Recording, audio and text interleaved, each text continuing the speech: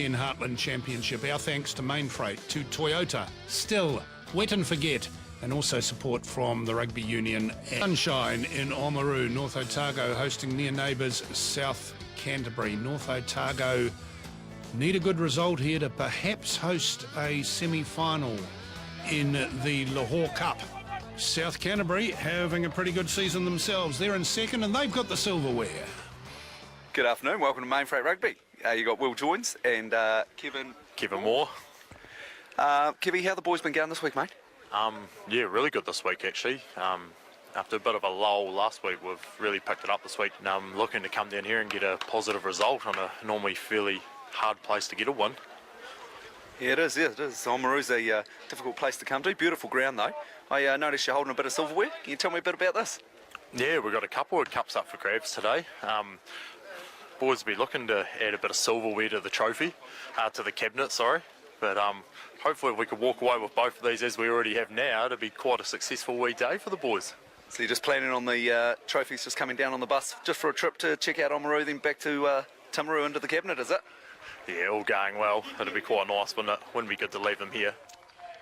That was the Phil Gard Cup they had there and the Bill Doreen Cup that they're playing for today. Phil Gard was an All Black out of North Otago, midfield back. North Otago's most recent All Black, South Canterbury on attack in the green and black, and the referee's been playing advantage. They look like they mean business, don't they, South Canterbury? They're not going to take a shot at goal, that's for sure, as rabbiting his way over is Willie Wright. Well, Twists in the tackle. Yeah, and that's the attitude that South Canterbury have had all throughout the season. As we look at the wet and forget replay, there's a sit of 2 points up on offer. They don't want 2. That is now worth 6. It won't be next year. Those point scoring laws or been scrapped. That'll make an interesting conversation in the Society of Rugby Statisticians. You know the people I mean, the blokes who count the numbers. We love those blokes because they come up with some great facts and figures. But there's going to be some scoring in this season from these players. It's a little bit out of kilter to every other season that goes because they're getting 6 points for a try. That's very close to the line, and Nia digs in. He might have a go himself here. He does. Round the blind side goes Nick Nia for the try, and South Canterbury pulling ahead. Yeah, once more on the wet and forget replay. It is the attitude of South Canterbury. It's hammer, it's attack, it's relentless, it's ruthless. In the end, North Otago just couldn't defend around the fringes anymore.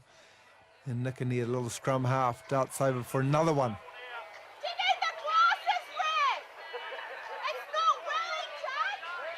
So the referee been offered a little bit of advice from the sideline as Willie Wright, who's got that slug on his top lip, gets the conversion over for a 16-2 lead at half-time. And Willie Wright's easily winning the I'm a Cowboy competition that they're having in the South Canterbury team. Vincent Ringrose from Wellington, the referee, young man up on the rise. And we'd like to see referees developing at this level, and they move up through the ranks, but clearly, yes, spectators help them out, and, well, why not? Of course they do. Ania, space out there. Too easy. Spotted it well, and accurate pass, and across it went, and John Dyer was just waiting to flop on it. Yeah, very easy, simple try in the end, but all the hard work. So the turnover happened here at the breakdown, the wet and forget replay, the breakaway to the left. Good numbers there from South Canterbury. North Otago just couldn't regroup. You see all their forwards still back where the breakdown originated from. And the big number 8, Dyer, canters in. Not going to get it simpler this year.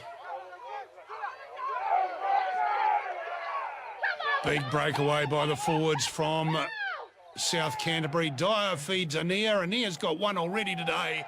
He's now got 2. Well, that was great work. Great work from South Canterbury. Junior Fa'ave and Will Joins were the men who took it from halfway. Yep, 5 forwards involved in that, so the breakaway from the halfway, nice high flow there. Look at the support lines, running angles on the right-hand shoulders, knowing always someone's going to be in support, that good teamwork, good understanding, but great fitness and conditioning as well.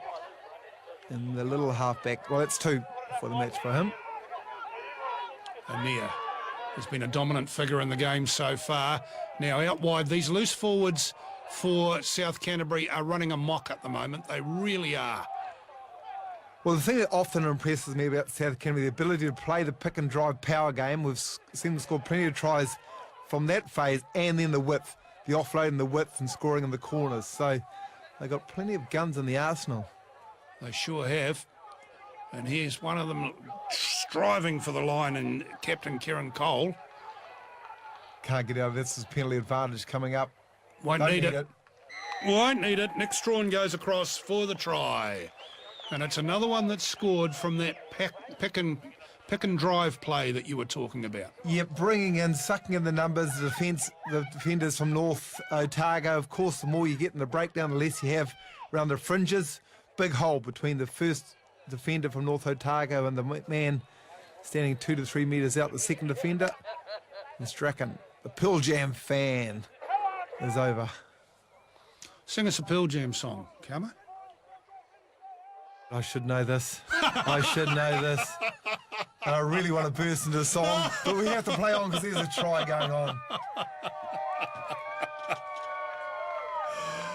Oh, no time for music.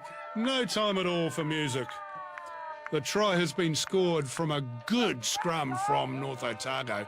Really good. Look, they've pushed South Canterbury off their own ball.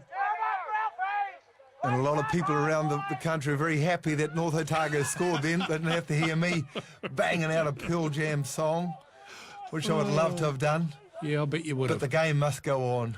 North Otago's supporters club. They're a loyal bunch. They'll be happy that that try has gone down in the books. Here we go. Here we go. Oh, this is a better man. Darling, Ralph Darling. Oh, look at that. That's a front rower on the move, guys. And he has set up a brilliant opportunity here for the rest of his team. What a very, very good try scored by Matt Volthea. Good And athlete. look at the work of the big fella. Good power run up, Matt Volthea. But there's the co-captain, Ralph Darling, from the 50-metre line. Gee, he's got some agility. He's got some skill, hasn't he, for a big man. Takes a tackle, so committing 1, 2. There's 3 defenders in there from South Canterbury that he committed. And just the speed, the width, and Volthea, big, beautiful left winger, popping up on the right wing to get another one. Families enjoying the sunshine here at Whitestone Contracting Stadium. The conversion is wide, but pack away the hardware. South Canterbury have come to town and they've won this match, and they've won it comfortably over North Otago. They'll take home the trophies.